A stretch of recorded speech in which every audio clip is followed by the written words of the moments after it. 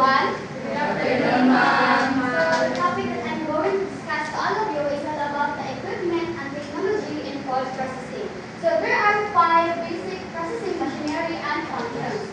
So first is mixer. So what is mixer, Mr. Elos? A mixer is a machine used to combine ingredients evenly to achieve a uniform texture and composition in food products, such as the butter, or sauce. Okay, no? Wala akong nag-mixer, no? So, kabayo ng ganda kung sa ang mixer. Labi na ang mixer is ginagamit siya sa kananay mga bakeries bitaw. Para asa di ang mixer, Mr. Byung? To mix the desired ingredients like flour, yes, potato, egg, combine siya tarong na hindi siya kulang o sobra ito. Yes, no? Thank you. So, manumanuon maguna to og mix, dili kita maka-sure na ang atong mga ingredients na atong gi-mix is ma-distribute gyud siya og tarong. So, natay mixer kay para kuan dili ko tamhago or para dali ra pud ang process. So, number 2 is blender. So, what is blender, Mr. Igos? Grinder is a processing machine that reduces solid food materials into small particles of finer texture, only used for meat, spices, and grains. Okay, no? Thank you. So, ang pinaka-common yun na kuan is kalang itang magbuan, pagaling na karne, o Lumpia, kuna ma'am. ang gamit na. Panglumpia, ma'am. Oo. Chorizo, ma'am. Oo. Yeah. Number 3 is homogenizer. So, Miss Erika, what is homogenizer? Homogenizer is a machine that breaks down fat, bubbles in liquids such as milk or juice to create a smooth and consistent mixture and prevent separation. Bali, siya ang kanak itaw magbukmok ni anak para na imugawas sa mga katas.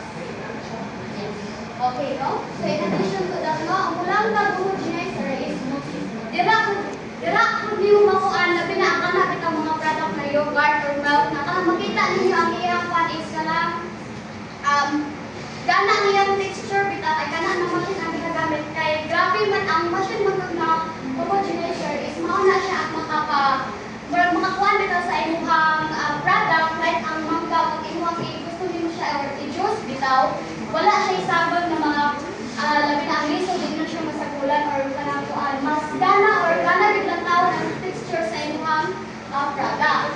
So number 4 is retort. So what is retort, Miss Miss Janine? Record is a thermal processing machine that uses a high temperature pressure to destroy harmful microorganisms in one or package, ensuring food safety and covers shelf life. So, from the description, I think the record is all about catching microorganisms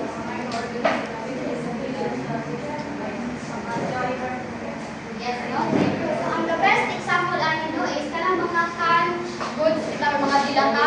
Dira ana na machine ang makatabang para cut-in to mga harmful microorganisms o para pud mas magdugay ang imuhang product. So next last is centrifuge. So Mr. Lambot. What is centrifuge? A centrifuge is a machine that separates components of a mixture based on density by spinning at high speed, continuous to separating from milk and dairy. Okay, thank you, no? So, munang centrifuge is mo na ang machines, labi na ang the best example is kanang oil extraction. So, makita ninyo, mo-separate yun ang oil sa iyang components or sa iyang kuan dito, given sa iyang ikuhaan. Kaya pag pas-pas mo ang kuan sa inyong machines, mahimo siya kinamura siya o kanang oil, maglutaw ang imuha na kung gusto nimo na kuan like sa oil, kita maglutaw siya. Ang katong components is nara siya sa ubos. Mo na ang kuha or extract nimo.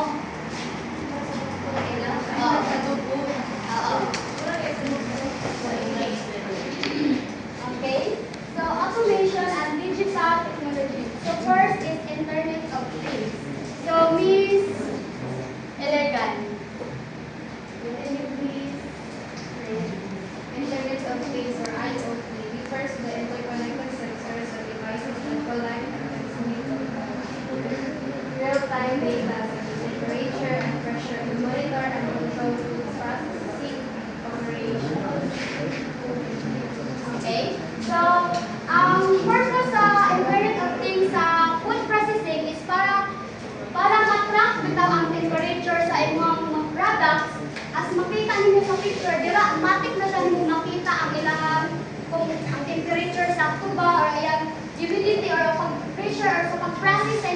product dira na makita tanan.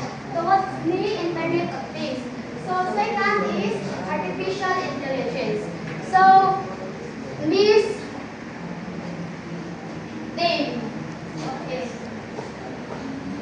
So, artificial is a technology, artificial intelligence rather, is a technology that enables machines to analyze data, recognize patterns, and make decisions such as sorting effective food products or predicting different future.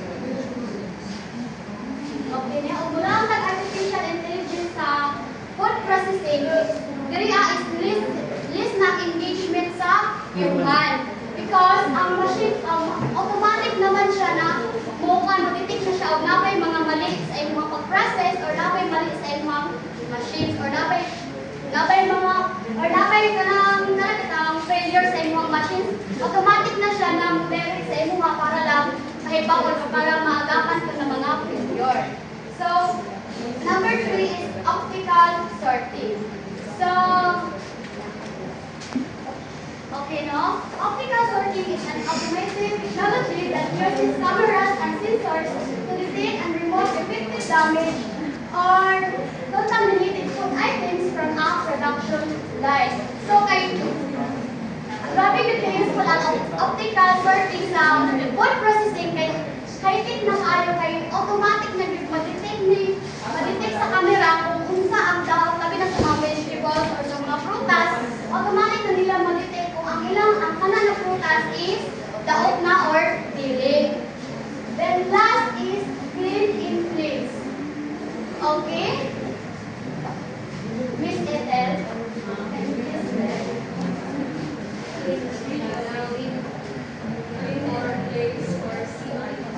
Is an opening cleaning system that allows the external cleaning of pipes, tanks, and processing that allows processing to ensure hygiene and operational. So, machine, automatic or direct or ito mahilo dahil sa kapuan. Yes.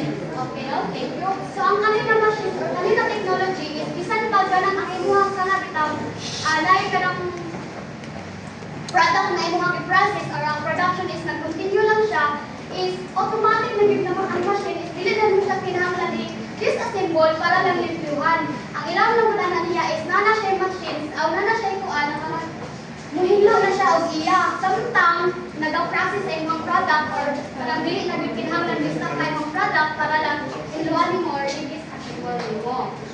No? So next is, so that's all. Thank you.